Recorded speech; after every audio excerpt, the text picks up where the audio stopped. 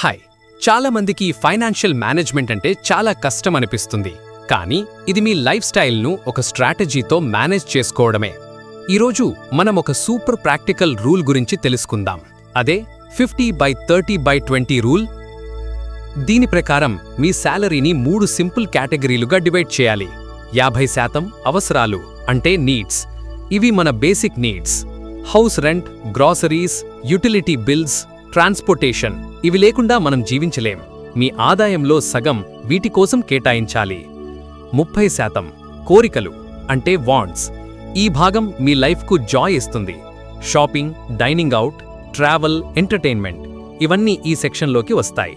కానీ వీటిని ఒక లిమిట్లో ఉంచుకోవడం చాలా ముఖ్యం. 20% పొదుపు మరియు పెట్టుబడి అంటే సేవింగ్స్ అండ్ ఇన్వెస్ట్మెంట్స్.